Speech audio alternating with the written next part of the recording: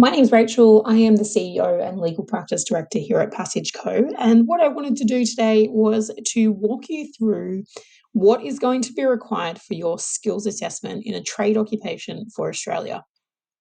So, because of your country of passport, it means that there is a mandatory requirement that to get a temporary skills shortage visa, the subclass 482 or shortened to TSS visa, you would need to obtain a skills assessment in your occupation.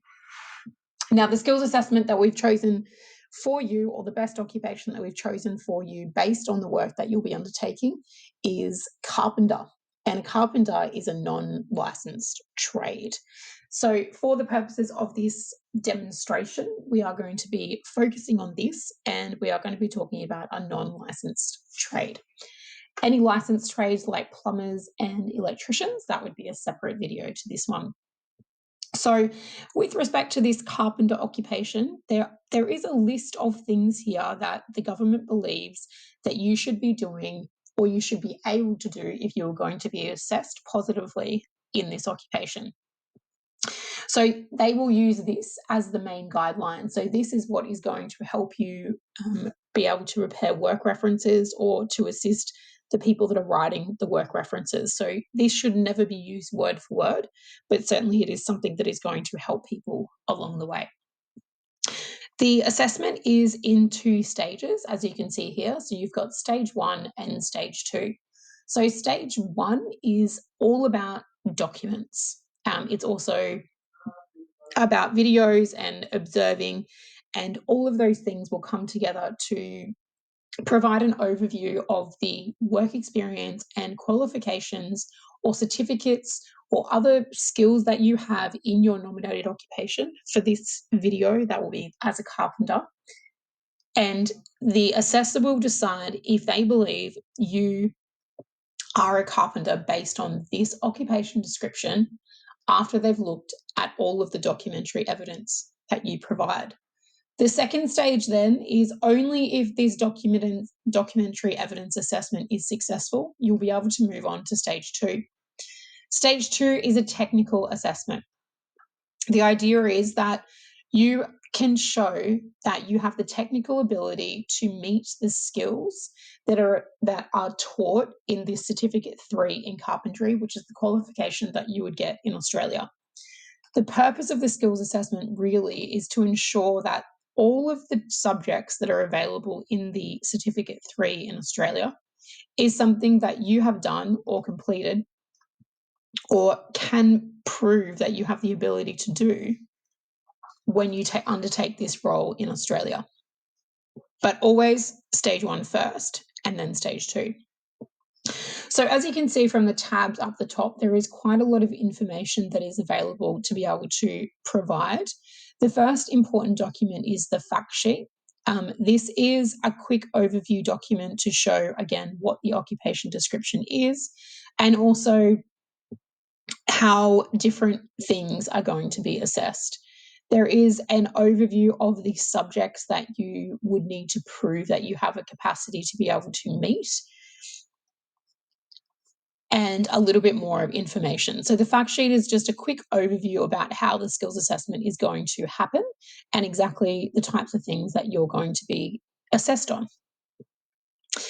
The next part is when you're looking at the employment experience, there is a bunch of different scenarios here where you don't have a qualification. This is why you're in this type of skills assessment where this video is about today.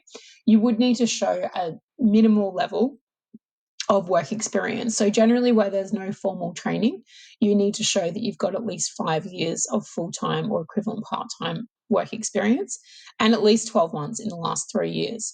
So no formal training essentially means that you haven't obtained an Australian qualification. So generally most people coming from overseas are going to fall into scenario 1.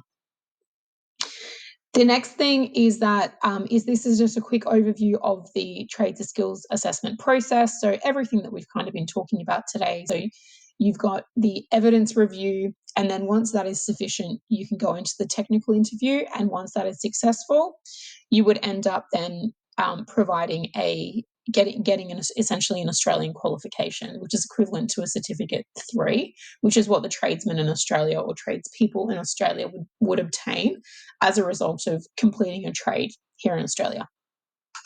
Finally, there is the evidence guide, which is sort of going to be a little bit of it is going to be really the best guide for you when you're starting to gather the information that is required to prove that you have the ability to undertake the role in Australia. The employment experience, again, with no formal training, you'll be showing at least 5 years. And the types of evidence here is all of the things that you're going to need to provide. So you've got the employer statement that includes all of the following details. So you should always use this as a guide when you are preparing work references. And the second part then is financial evidence of at least 2 of the items. So superannuation may not be something that's in your country, but certainly if there's anything that's like superannuation, it might be some form of a pension. You might also have pay slips, or you might have tax records, or if failing all of those, if you have a bank statement.